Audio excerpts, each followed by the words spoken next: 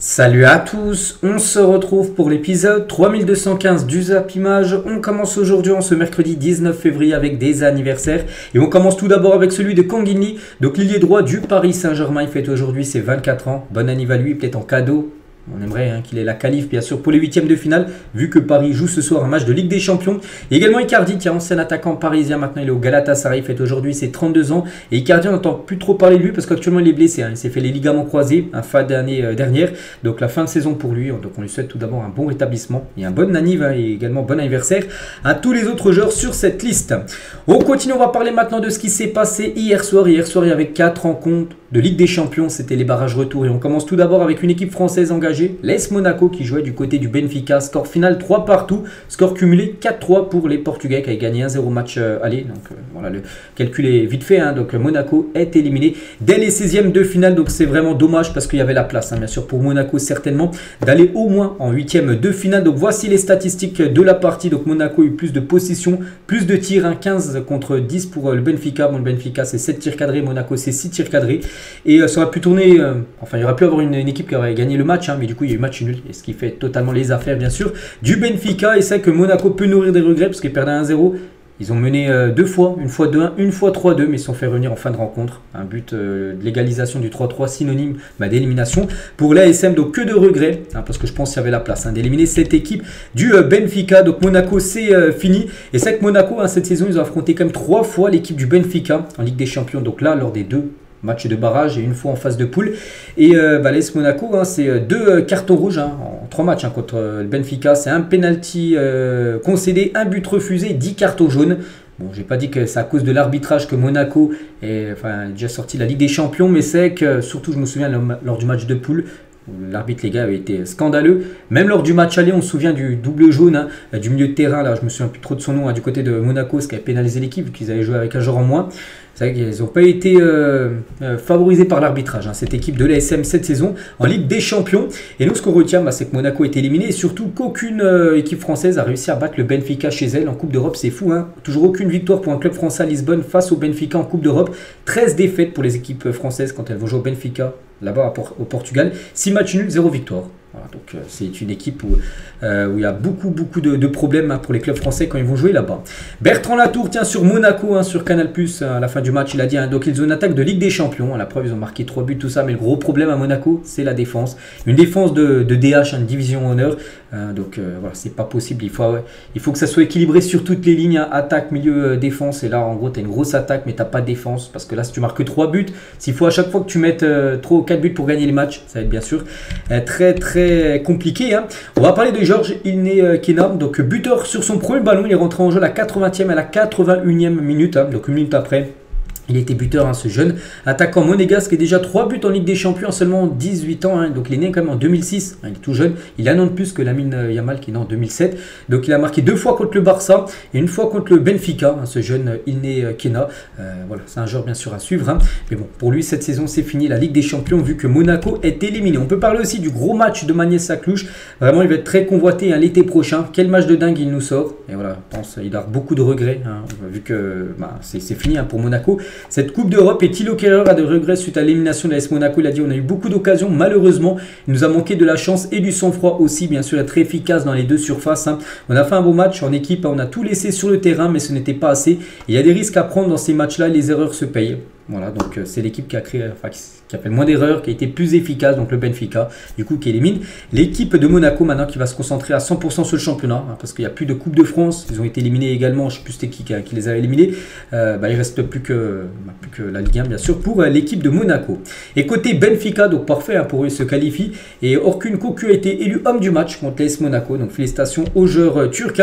Et Pavlidis, de nouveau buteur, il avait marqué lors du match aller l'unique but, lors de la victoire 1-0, il a encore marqué hier, donc en Ligue des Champions cette saison, c'est 7 buts marqués quand même, c'est pas mal, 2 passes D en 10 matchs. Vraiment une très belle saison pour l'attaquant grec.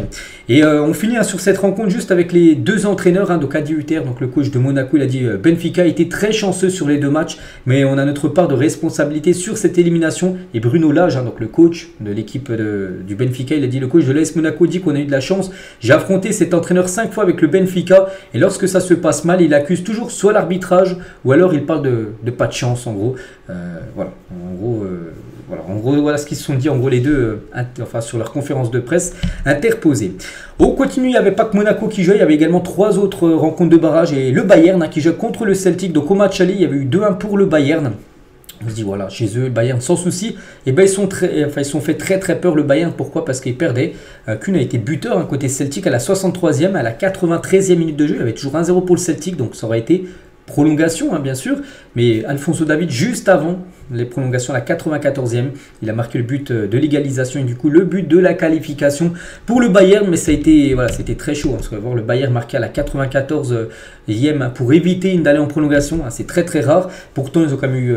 Enfin, ils ont quand même dominé, plus de 23 tirs, 10 tirs cadrés et seulement un but marqué, bien sûr, pour le Bayern. Et grâce à Davids. Et le Bayern a eu très chaud. Et c'est Alphonso Davids qui a offert la qualification Bayern Munich ce soir. Quelques jours après sa prolongation de contrat, n'oubliez pas, il y a à peu près 2 semaines, il avait prolongé jusqu'en 2030 son contrat du côté du Bayern. Puis voilà, il a marqué ce but en toute fin de rencontre. Regardez, là, on est à 93 et 15 secondes. Il y avait 4 minutes. Il restait 40 secondes à jouer. Sinon, ce sera en prolongation. On ne sait pas ce qui serait passé en prolongation. Ils auraient pu aller jusqu'au tir au but. Puis voilà, après, c'est du pile ou face. Heureusement voilà, pour le Bayern, Davids bien sûr a égalisé, a permis bien sûr au Bayern de se qualifier. Et le Bayern s'est qualifié pour les 8e de finale de la Ligue des Champions pour une 17e saison consécutive. Ça c'est quand même fort, ce qu'est en train de réaliser le Bayern Munich. Seul le Real Madrid fait mieux. Voilà, quand il sort des poules, c'est déjà quand même la 17e année d'affilée qui se qualifie au moins pour les 8e. C'est très fort. Et le Bayern, donc le prochain tour pour eux, ça sera, on connaît déjà voilà, potentiellement 2 équipes, ça sera soit l'Atlético Madrid, soit le Bayer Leverkusen. Peut-être un duel 100% allemand ou l'Atlético au programme. Et n'oubliez pas que le Bayern se déplacera lors du match retour, vu que là c'est une équipe qui a fini en gros de top 8, le Bayern, enfin le Bayer Leverkusen ou l'Atlético. Donc ils sauront ça lors du tirage au sort qu'on aura lieu, je crois que c'est vendredi bien sûr, pour savoir les adversaires. On continue, tiens, on va parler... plutôt une surprise, l'AC Milan contre le Feyenoord. Donc le Feyenoord s'est imposé 1-0 à l'aller. Et l'AC Milan, les gars, à San Siro, n'a pas réussi à battre cette équipe du Feyenoord un partout. Pourtant, ça a commencé très bien. Jiménez, ancien joueur du Feyenoord, a été buteur côté Milan contre son ancien club au bout de 40 secondes de jeu. Donc c'est dit parfait, ils avaient déjà rattrapé leur retard du match aller. Mais après, ils n'ont pas réussi à marquer le moindre but à l'équipe de l'AC Milan, plus de 90 minutes de jeu. Après, Carranza a égalisé à la 73e. Et surtout, Théo Hernandez a pris rouge, ce qui a pénalisé, on va dire, cette équipe de l'AC Milan, plus double jaune pour Hernandez, du coup rouge. Et après, ça a été bien sûr compliqué. Donc 18 tirs, 7 tirs cadrés, donc un but marqué. Feyenoord, les gars, c'est une frappe cadrée, ils ont marqué. Voilà, ultra efficace. Et du coup, grâce à ce nul et leur victoire lors du match à 1-0, ils se qualifient pour les 8e de finale. Donc le Milan se saborde. C'est vrai que Milan, en plus, il y avait des chances même qu'ils finissent dans le top 8. De la Ligue des Champions, éviter les barrages. Et au dernier match, ils avaient perdu contre Zagreb. Et du coup, ils avaient fini en dehors du top 8. Du coup, ils étaient passés par les barrages. Et ils ont pas passer les barrages en gros. Donc éliminé, c'est quand même une grosse déception. On parle de Milan, les gars. C'est un club historique qui a gagné beaucoup de Ligue des Champions.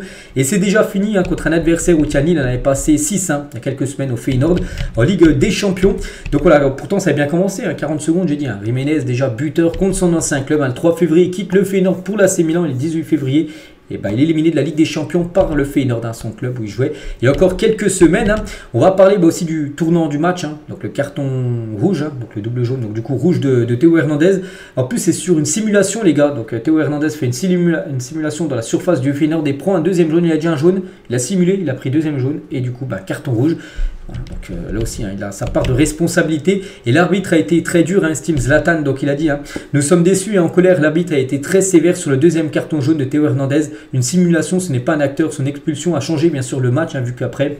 ils ont concédé un but, mais on aurait pu faire beaucoup plus. Le Feyenoord n'était pas meilleur que nous. Nous sommes tués. Voilà, c'est vrai qu'ils se sont mis une balle dans le pied tout seul, l'AC Milan, parce que normalement ils auraient dû gagner le match et se qualifier. Mais voilà, c'est fini. On peut féliciter surtout le Feyenoord, bien sûr, qui se qualifie pour les 8e de finale. Et il y avait un autre match, le dernier match de barrage. Là, c'est quand même une sacrée surprise. C'est qu'il y a eu quand même des surprises. L'élimination de Milan, l'élimination aussi de l'Atalanta. L'Atalanta, les gars, ils étaient très proches du top 8. Je crois qu'ils avaient fini à la 9e position, à une place en gros du top 8 et éviter les barrages et jouer contre Bruges, eux qui ont fini 24e et la dernière place pour les barrages en gros, et c'est Bruges qui élimine l'Atalanta. Donc cumulé 5-2 quand même pour Bruges, donc voilà, ils ont gagné 3-1 hier. Donc grosse déception quand même pour l'Atalanta Bergame, pourtant ils ont quand même dominé l'Atalanta, les gars. Je vois plus de 30 tirs dans le match, 11 tirs cadrés, un but marqué seulement. Il y a eu 10 arrêts du gardien de Bruges, je sais plus trop c'est qui, peut-être Mignolet. Et Bruges, les gars, ultra efficace, 4 tirs cadrés, 3 buts. Le gardien de l'Atalanta, lui, a été catastrophique et du coup, voilà, il faut être efficace dans le foot. Et c'est Bruges qui a été beaucoup plus efficace que l'Atalanta Bergame. Et du coup, l'Atalanta est éliminé. Ça, c'est quand même une sacrée surprise. N'oubliez pas que c'est une équipe qui a gagné l'Europa League saison dernière. C'est une équipe qui a fait match nul 2 partout à Barcelone il y a quelques semaines en Ligue des Champions. C'est une équipe voilà, qui est redoutable, qui joue très bien. Et c'est fini déjà pour eux dès les 16e de finale. En plus, contre un adversaire Bruges qui était totalement à leur portée. En plus, ils recevaient lors du match retour. On va parler de Lookman, les gars. Ça a été un match très spécial pour lui. Donc déjà, il a commencé sur le banc. Alors, il n'a pas voulu le mettre directement titulaire. Bon, il rentre à la 46e. Il marque la minute après. Donc voilà, parfait. Donc ensuite, un but refusé à la 58e. Et après, un penalty arrêté. Il a tiré, il n'a pas marqué le penalty. Et pour Gasperini, les gars, c'est lui qui a voulu tirer le penalty. Il ne comprend pas du tout parce qu'il ne sait pas tirer les penalties. C'est ce qu'il a dit. Donc Lookman, les gars, se fait littéralement détruire par son entraîneur Gasperini. Le penalty n'aurait clairement pas dû être tiré par Lookman. C'est l'un des pires tireurs de penalty que j'ai jamais vu. Déjà, il est clair. Même à l'entraînement, il a un pourcentage très faible. Il tire très mal. Soit il tire sur le gardien, soit il tire à côté. Donc voilà pourquoi, en gros, c'est lui hier qui a tiré le penalty. Il ne l'a pas marqué, on ne sait pas.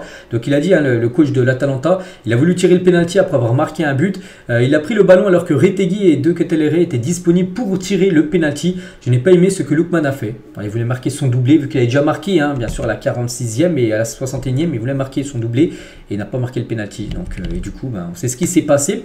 On va parler aussi du capitaine, les gars, de l'Atalanta. Il a complètement disjoncté. Raphaël Toloi. Il a totalement pété les plombs, donc il a pris rouge. Je sais pas, c'est sur une touche, j'ai pas vu le match, mais j'ai vu en gros ce qu'il a fait. Regardez, même l'arbitre, il a essayé de l'arrêter, il a foncé sur le joueur là, de Bruges. Il a mis un gros plaquage par derrière, donc rouge direct. Aussi pénalisé, bien sûr. L'équipe de l'Atalanta, c'est pourtant le capitaine. Donc voilà, carton rouge direct, les gars, c'est totalement logique parce qu'il a complètement disjoncté. Et du coup, Bruges, on peut les féliciter. Ils se qualifient pour les 8e de finale. On n'attendait pas une élimination face à... Enfin, éliminer quand même l'Atalanta, on ne les attendait pas là. Mais ils sont bien présents. En plus, ils ont gagné quand même les 2 matchs, cette équipe de Bruges, comme j'ai dit, qu'on finit à la 24e. Bruges a terminé 24e de la phase de poule, c'est-à-dire la dernière place qualificative. Et ils se qualifient bien sûr. Pour les 8e de finale, l'homme du match, les gars, c'est Ardon Jashari, est élu homme du match. Quelle performance de la part du Suisse ce soir. Lui qui est au cœur du second but de Talbi, bien sûr. Donc félicitations à lui. Du coup, tous les résultats de ces matchs de barrage retour avec quand même des surprises parce que pour moi l'Atalanta se faire éliminer sur les doubles matchs, enfin les 2 matchs là, je pense que personne n'aurait vu.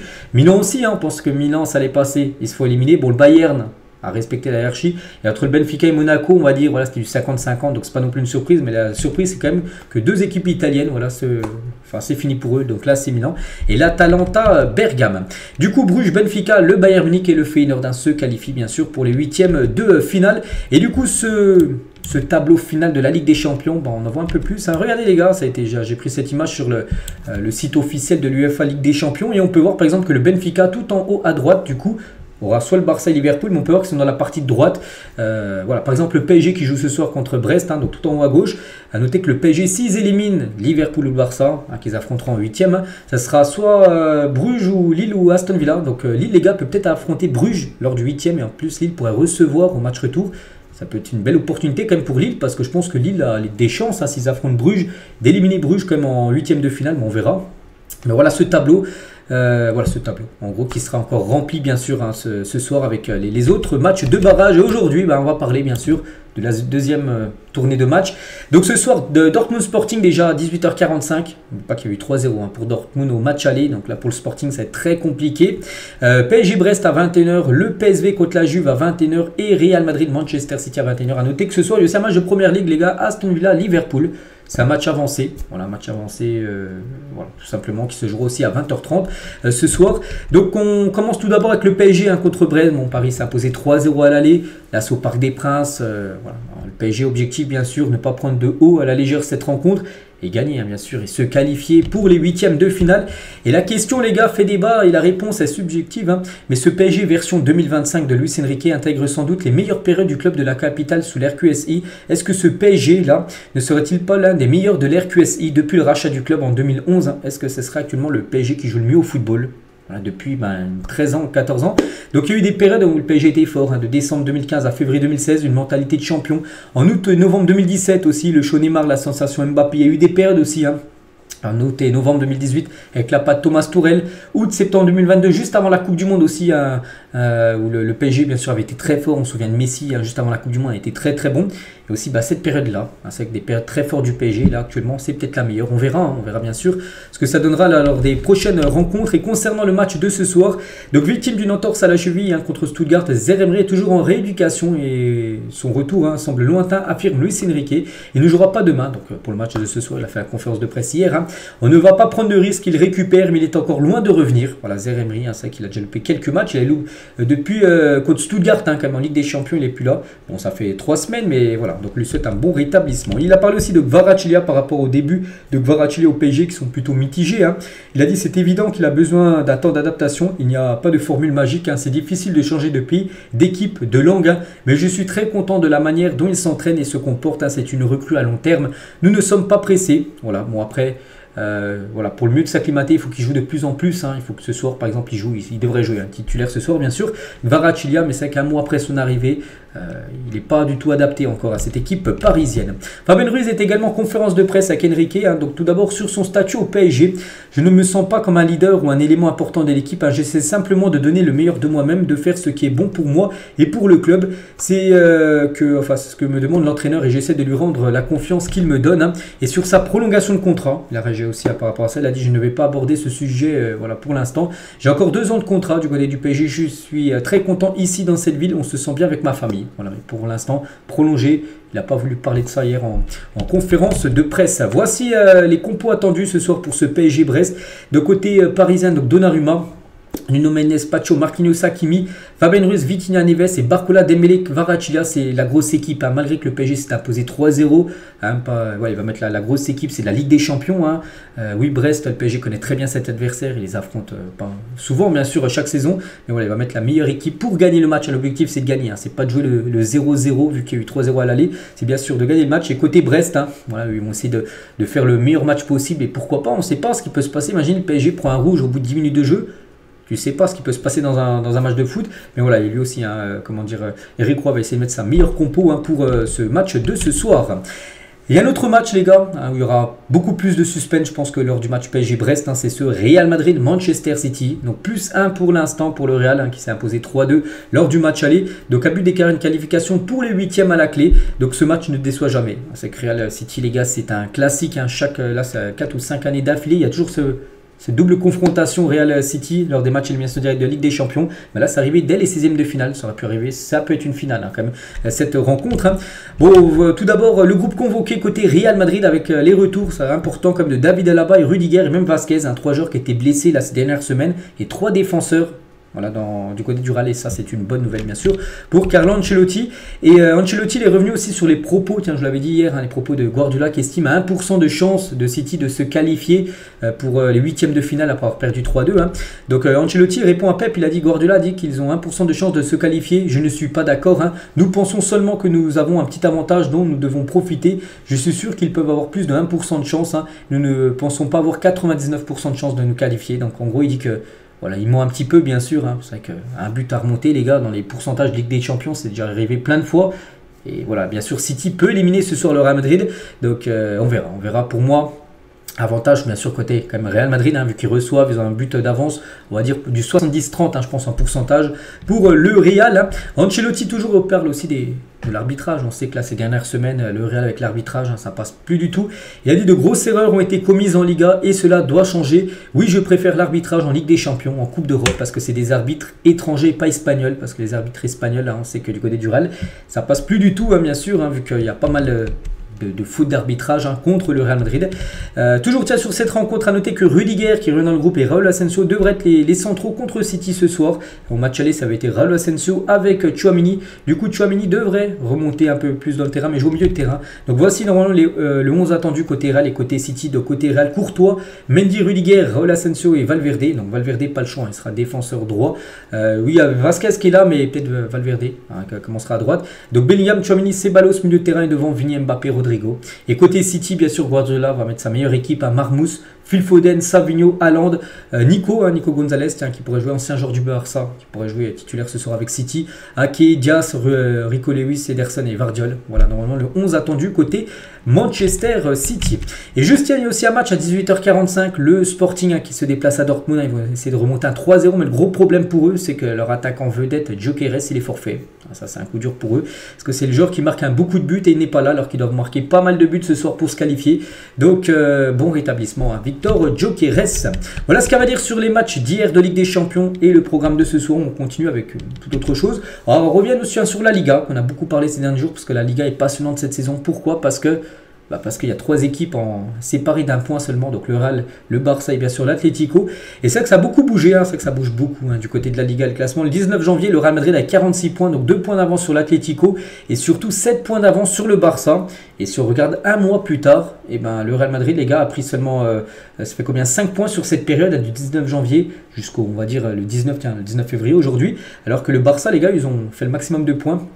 Ils en ont pris 12. Voilà, une équipe qui en prend 5 et le Barça qui en prend 12.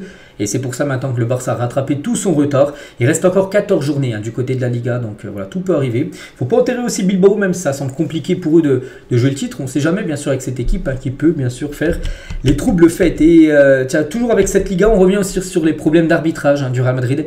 Et vous savez, cet arbitre qui a mis carte rouge à Jude Bellingham parce qu'il aura entendu une insulte de Bellingham. Et Bellingham dit qu'il sera insulté lui-même. On ne sait pas qui a raison.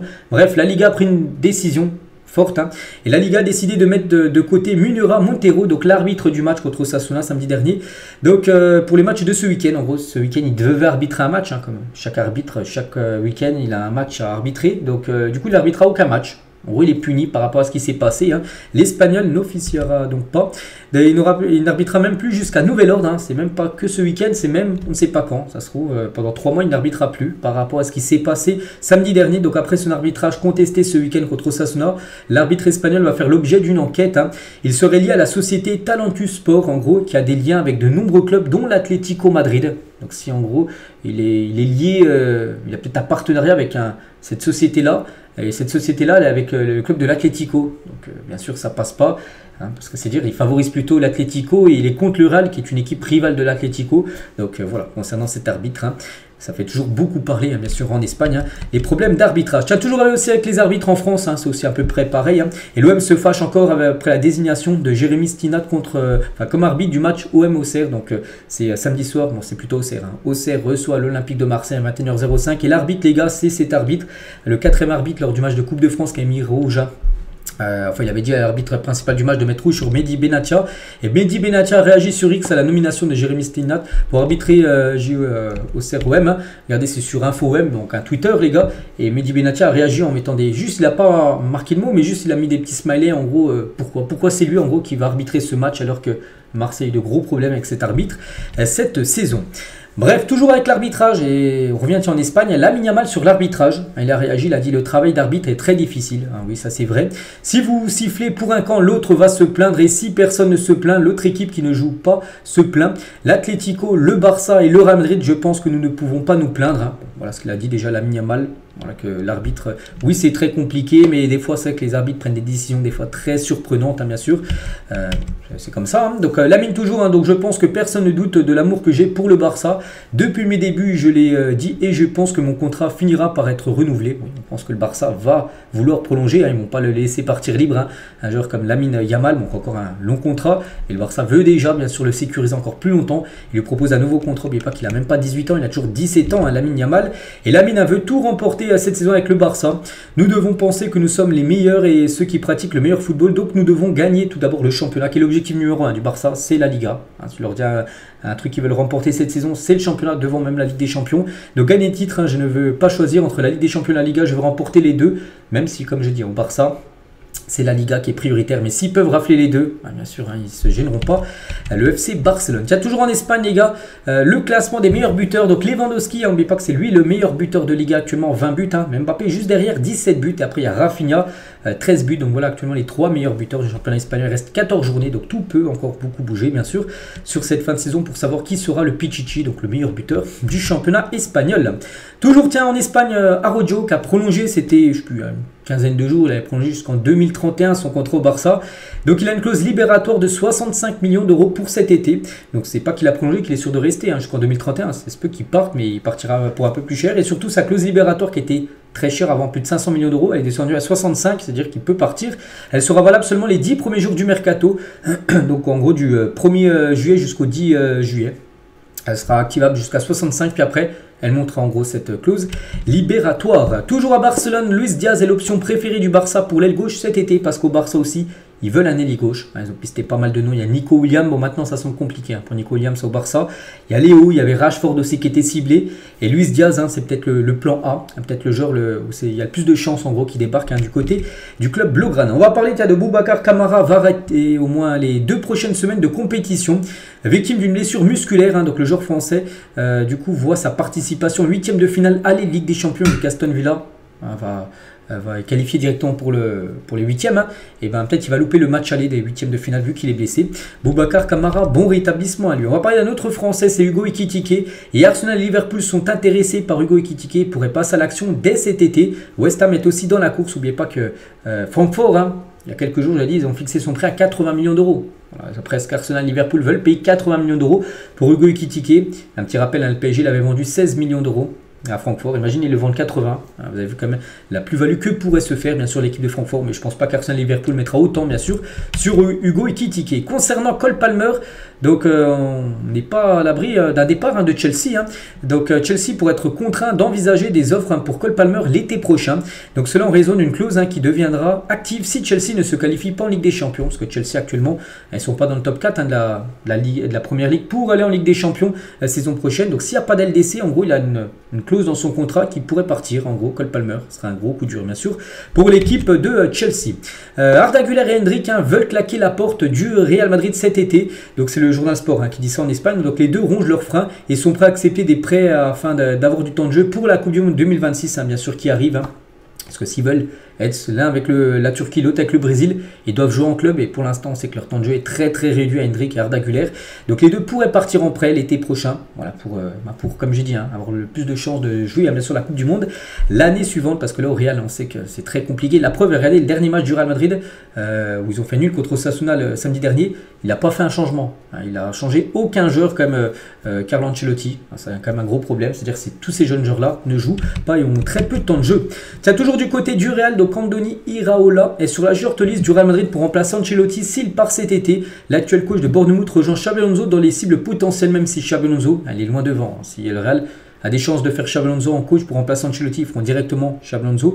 Mais si c'est pas possible Xabi Alonso, parce que ça se peut qu'il reste à Leverkusen ou ailleurs, et ben Iraola peut être un coach en gros que le Real Madrid peut envisager pour remplacer Ancelotti. Un supporter lyonnais âgé de 18 ans a été condamné à 3 mois de prison avec sursis ce mardi, donc hier, après avoir mimé un salut nazi lors d'un match entre Lyon et Strasbourg en août dernier. Il a été retrouvé, identifié par les caméras du Groupama Stadium et condamné à 3 mois de prison. Officiel, tu vas parler d'un coach, c'est du côté de Caen. C'est Caen, j'en ai parlé, ils ont encore joué lundi, ils ont perdu. À 0 contre Annecy.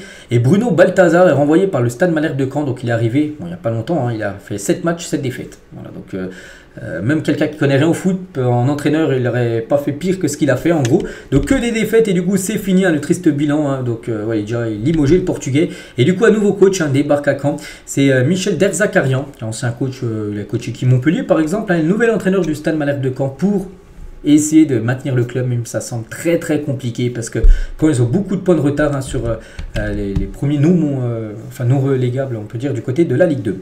Et Riolo tient lui-même Mbappé sur la situation à Caen, parce que Mbappé, pourquoi avoir avec Caen? Parce que n'oubliez pas que c'est le propriétaire de Caen, il a racheté cette équipe de Caen, et Caen là c'est actuellement honteux leur situation. Donc il a dit c'est mort pour eux, personne ne parle, il n'y a pas de projet, rien n'est géré, le club ne peut pas s'en sortir, il va couler, il va falloir à un moment donné que Kylian Mbappé parle en tant qu'actionnaire. C'est Mbappé, il parle toujours du Real, l'équipe de France, tout ça, mais il ne parle jamais de son club parce qu'il est propriétaire de Caen, il doit parler Mbappé. S'il a acheté Caen, c'est que ouais, il est obligé de faire des déclarations sur le club là, qui est actuellement en faillite totale, enfin niveau sportivement. Donc il doit s'exprimer, Kylian, hein, c'est le propriétaire tout simplement de cette équipe. Et toujours tiens avec Kylian Mbappé, la commission supérieure de la FFF a jugé irrecevable l'appel de Kylian Mbappé. Donc l'ancien attaquant du PSG réclame toujours ses 55 millions d'euros de salaire et primes à payer au club parisien. Donc voilà, l'affaire hein, toujours pas finie hein, par rapport à ce que demande Kylian Mbappé de salaire qui n'a pas été payé de la part de son ancien club, hein, bien sûr, le Paris Saint-Germain. On continue, on va parler d'un changement de coach, hein. Il y a un coach aussi qui change en Italie. Et officiel, Christian Chivu est le nouvel entraîneur de Parme. Voilà, Christian Chivu, je me souviens, bon, à l'époque c'était un attaquant, je crois lui aussi il jouait attaquant, mais il y a pas mal d'années. Et voilà, donc maintenant c'est l'entraîneur de Parme, parce qu'il y a eu un changement de coach également du côté de cette équipe italienne. Des nouvelles aussi d'Olivier Giroud, et la maison de Giroud a été cambriolée à Los Angeles pour un butin s'élevant à plus de 500 000 euros. Donc des bijoux et objets de luxe auraient été dérobés pour un butin d'environ 1 million d'euros. On lui envoie beaucoup de force, hein, parce que c'est toujours traumatisant bien sûr. Un cambriolage. Le Barça est désormais seul sur le dossier Jonathan Tah. Le Bayern s'est retiré, parce qu'il y avait le Bayern et le Barça qui voulaient absolument le joueur, qui est en fin de contrat, en fin de saison. Du coup le Bayern a dit on a déjà une défense, on a déjà ce qu'il faut en gros.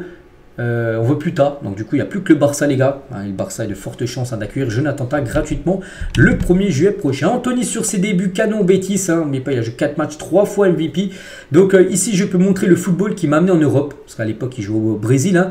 Il est arrivé en Europe à l'Ajax je crois, mais voilà, il est arrivé en Europe parce qu'il jouait très bien, et il retrouve le football en gros qu'il avait à l'époque, hein, vraiment c'était une révélation. Maintenant il le montre au Betis, il n'a pas pu le montrer à Manchester United.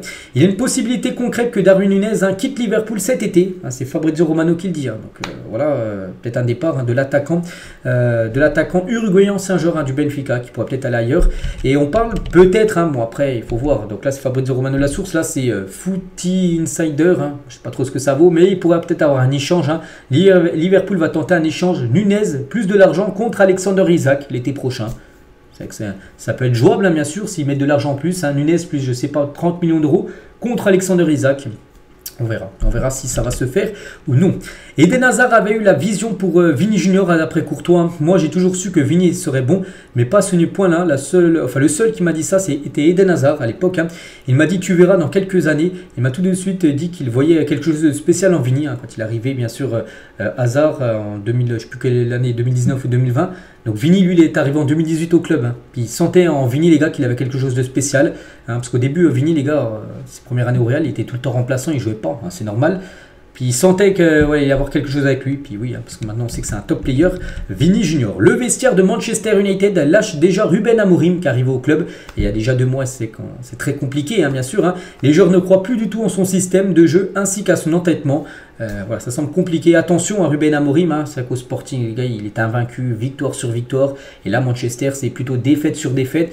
Et si ça continue à perdre, hein, on ne pense pas qu'il finira la saison. Il pourrait déjà avoir un nouveau coach hein, du côté de Manchester United. C'est que Manchester, actuellement, ce Manchester-là, il y a quelques années, c'est le jour et la nuit. Parce que là, c'était tout simplement la meilleure équipe d'Angleterre et l'une, peut-être même la meilleure équipe d'Europe hein, à l'époque. On va parler de Léo Messi, ses fils. Hein, donc les 3 fils de Léo Messi, Thiago, Ciro et Matteo, ont remporté le championnat avec leur équipe de l'Académie, donc le centre de formation de l'Inter Miami, lors de leur récent tournoi. La victoire est une affaire de famille. Hein, donc voilà, chaque fils de Messi, dans chaque catégorie différente, ils ont remporté en gros le championnat, voilà, peut-être U9, U11, hein, tout dépend de l'âge bien sûr des fils de Léo Messi. Canal Plus et Bolloré ne guettent pas la Ligue 1. Donc Bolloré en gros c'est le président de Canal, et en gros il ne guette pas la Ligue 1 parce qu'on sait que la Ligue 1 avec DAZN hein, c'est compliqué. En gros il y en a plein qui disent qu'il faudrait que la Ligue 1 retourne sur Canal, mais Canal les gars pas du tout intéressés, hein. Même si la LFP et DAZN hein, sont en conflit ouvert, la chaîne cryptée, donc Canal Plus, n'est pas prête à ouvrir de négociations pour les droits de la Ligue 1. Ils ont la Ligue des Champions, ils ont la Première Ligue, et ils sont très bien avec ça. Ils ne veulent pas investir tout simplement sur le championnat français. Et on finit les gars cet épisode aujourd'hui, c'est juste une question de fin. Tiens, imaginez les gars, il y aurait ce match ce soir avec tous ces joueurs là à leur prime, hein, donc côté Real Madrid et côté Barça, ce serait un classico. Bon, je ne vais pas citer tous les joueurs, vous voyez il y a qui, hein, donc par exemple côté Real il y a Zidane par exemple avec Ronaldo, Kroos, Benzema, Raúl, et côté Barça donc il y a Messi, Eto'o, Ronaldinho, Iniesta, Xavi. Donc s'il y avait ce match ce soir avec leur version prime à tous ces joueurs, qui gagnerait cette rencontre? Voilà, donc je sais pas, ce serait un nul avec beaucoup de buts. Après les défenses sont tellement fortes, on ne sait pas s'il y aurait des buts. J'en sais peut-être le Barça, je sais pas, avec les Iniesta, Xavi, Busquets, tout ça. On n'en sait rien, mais voilà, bon, ça arrivera jamais bien sûr ce match, mais n'hésitez pas à mettre pour vous qui aurez gagné cette rencontre. Donc voilà les gars ce qu'il y avait à dire, j'espère que ça vous a plu. Donc on se retrouve nous demain, on fera le débrief bien sûr de les rencontres de ce soir de Champions League. Bonne journée à vous et à demain.